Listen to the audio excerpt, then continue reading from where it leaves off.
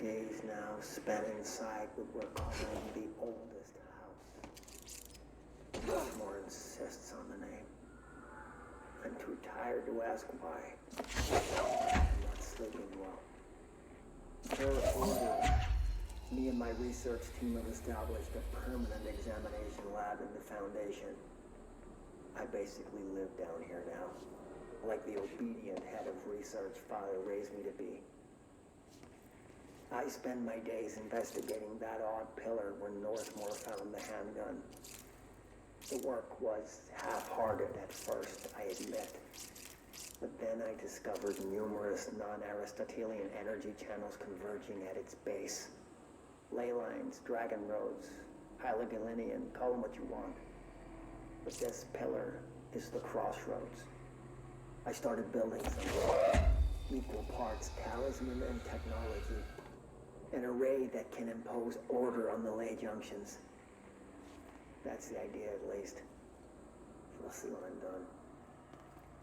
I prefer to work away from the pillar. I'm not the only one.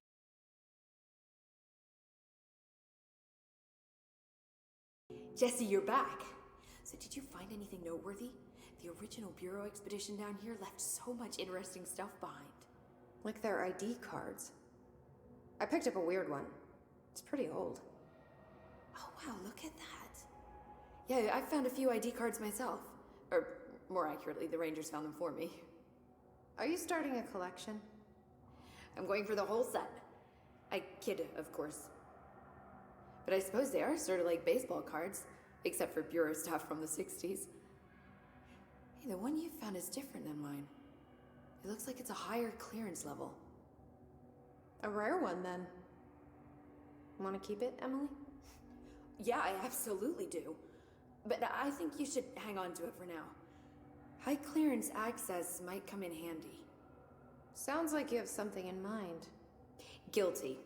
See, I've been going through Dr. Ash's notes, or the ones I can find, anyway. Like Darling, he seemed to enjoy hiding his most relevant research. From what I gather, there is another floor beneath the warehouse with a special lab that requires 5 high-level staff members just to access. Here, take this. It's an old skeleton key. Something else the Rangers found. I give them $5 for every useful trinket they bring me. I'm gonna assume this key is my ticket to that lower floor. And that super secret lab you mentioned. Bingo bango, as Dr. Darling used to say. Well, keep your eyes peeled for more ID cards around the warehouse. If Ash's notes are reliable, and I'm sure they are, then 5 is the magic number.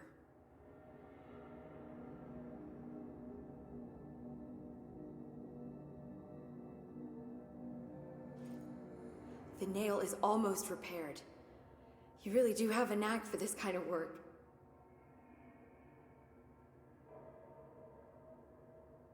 Any progress with the nail? Of course. I've been busy with surface analysis. Its composition is remarkably similar to that of material found in the astral plane, but it alters itself between my observations. It's almost as if it doesn't like being examined. So the nail is from the astral plane? Not necessarily.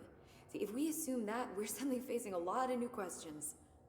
How did something so large get out of the astral plane? How did it get inside the oldest house? Did a threshold bring it in? Did people? Maybe through the motel. Maybe it was always here. Doubtful. Have you spent any time looking into the crystals growing around here? As if I could resist. The biggest question is where it comes from. A threshold? Or is it native to the Foundation? But if so, why doesn't it grow in the rest of the oldest house? The fact that they returned to an earlier state when damaged is severely inconsistent with our reality's adherence to linear time. So either they're A, partially conscious, or B, organic elements that are foreign to and yet influenced by our dimension. The jury's still out. Have you learned anything about the crystals? I have a power that lets me stretch them. Huh. Yep. Any idea what Marshall would be doing down here? That information is on a need-to-know basis, Faden. Sorry, I can resist. But honestly, I never had much interaction with Marshall. She only came to me when she was looking for Darling. But this is Helen Marshall we're talking about, the woman who single-handedly dealt with the Bergen Peak AWE. If she's down here, it's because she needs to be. Well, clearly she couldn't handle this one on her own. I'll see you later, Emily. Good luck. Take notes. Brian. Welcome to another episode of Brian's Movie Den with me, the ever-lovable Brian Hinnerman. Today I want to talk about a new film I found at Movie Night. That's night with a K, the mecca for VHS aficionados in the greater Dallas area. Yeehaw! The movie is called Delivery Disaster. We open in media res. A mailman drives a truck full of packages down in an endless American neighborhood as a pack of rabid dogs chase behind. Now, these dogs are nothing like my stepmom's corgi Chuck. These are some real nightmare hellhounds. The dogs keep pace with the mail truck, tearing chunks out of the driver's legs and arms. Each package he throws out the door is marked by his bloody handprint. He screams in pain and confusion, and this goes on until the movie just abruptly ends. There aren't even any credits, which is a pretty bold choice. Is this film a commentary on how our 9-to-5 jobs are killing us? Or how awesome the modern world is to outdated concepts like mailman? It's merely a statement about the futility of purpose and how no task can ever be really done. No, that's a way to interpret it. But for now, let's get to the part you're all waiting for. It's summer time. I give this film a 4 out of 5, only because the actor repeatedly broke the fourth wall by looking at the camera and shouting at it, like he was shouting at the audience. It's on the nose for me, but I did enjoy it, and I recommend you check out other films produced by Blessed Pictures. Bike Hard and Coffee Bullet are the only others I found, but this little art house studio certainly knows how to push the boundaries of Western cinema. And a friendly reminder that there will be no new episode next week, as I will be visiting my aunt in Delaware for Thanksgiving. Thanks for listening, all you Brian fans, and remember, we all love movie magic, but don't forget about the you magic. Until next time, Movie Den. Brian's Movie Den. Movie Den. Brian. A bureau. Trust. Still, this lab's way tinier than any of Darling's.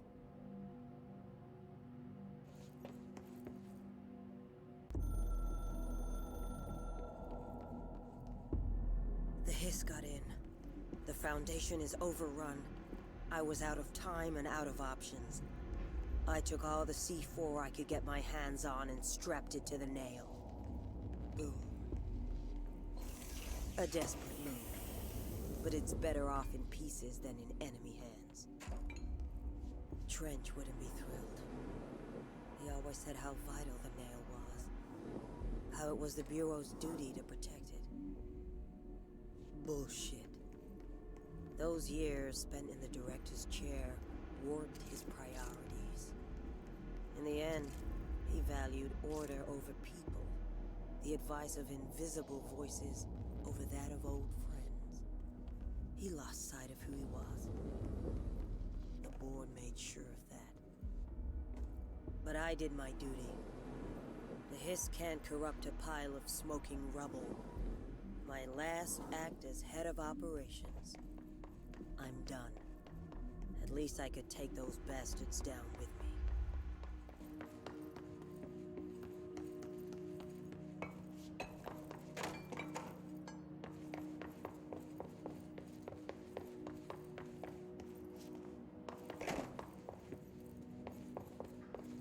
Why would they need such a heavy door down here?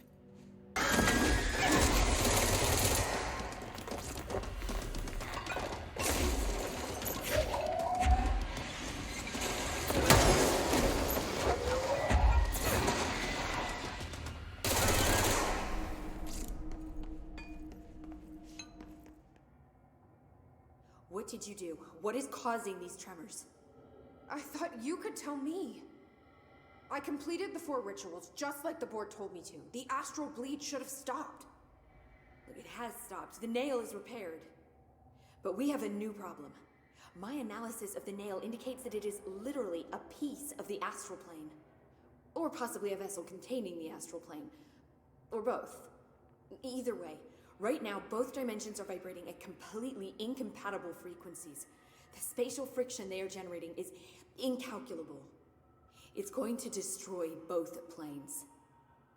I messed this all up. Maybe Marshall was right to destroy the nail. I should have left it in pieces.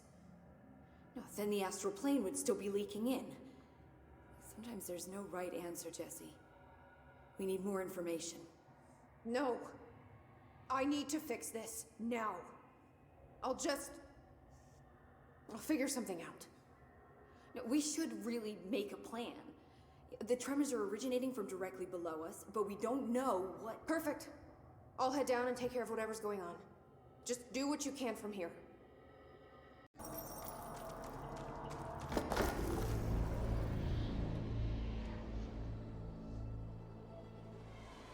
Marshall? You're alive. Soon you will no longer recognize us, or yourself, or him, or her, or them. Family is dead. The walls are broken, but yellow and red in the eye. God damn it. Inverted is made right. Leave your innocence. Fuckers, take everything. I am not letting you take this. You've always been the new you. You want this to be true.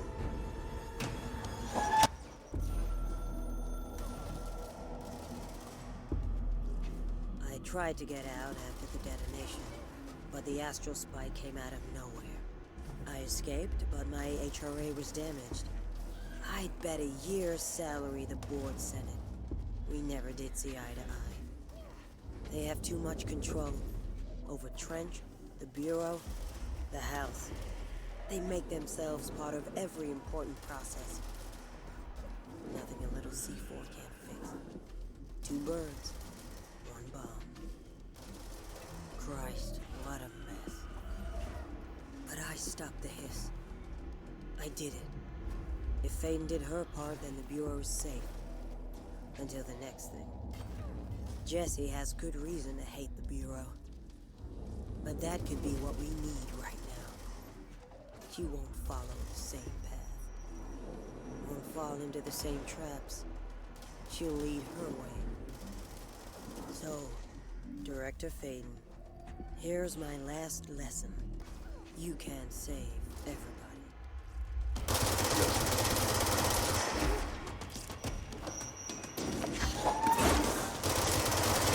Sorry, I wasn't here to help, Marshall.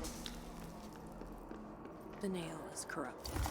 That explains why the board wasn't answering what's causing the quakes. I should stop this. I should have helped her. I could have saved her. But I can still save everyone else.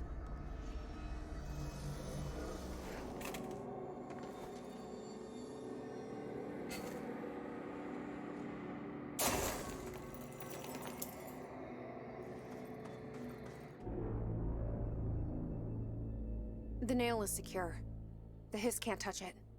I can't undo the astral bleeding in the Foundation, but at least it's stopped. Along with the seismic activity. You did it, Jesse. Did you ever find Marshall? I did. She's gone. She died thinking she'd save the Bureau. Not a bad way to go.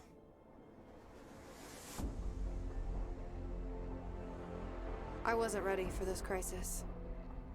I didn't even see it coming. But I promise I'll be ready for the next one. I mean, what good is a director who can't hold her bureau together?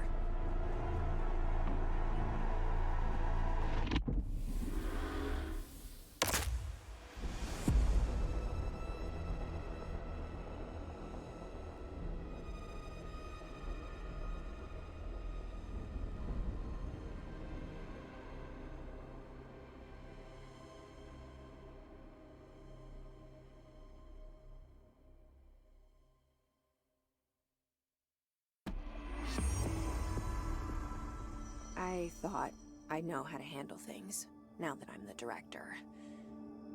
Clearly, it's not that simple. I need to choose a direction for the Bureau. It should be one that serves our goals, not the board's. Whatever those are. I need to lead my way. Now that this nail business is handled, I should probably be getting back to executive. But maybe I'll keep poking around. Just for a little bit. Has the nail been doing anything since we restored it? Define anything. Anything unusual? Define unusual. Emily. Sorry, but the answer is a whopping yes. Now that it's whole, the nail is emitting a constant field of, well, think of it like low-level radiation. It seems to suppress any biological matter it encounters. This explains why nothing grows here and why the Bureau had to abandon the area. Prolonged exposure would certainly begin affecting neural processes.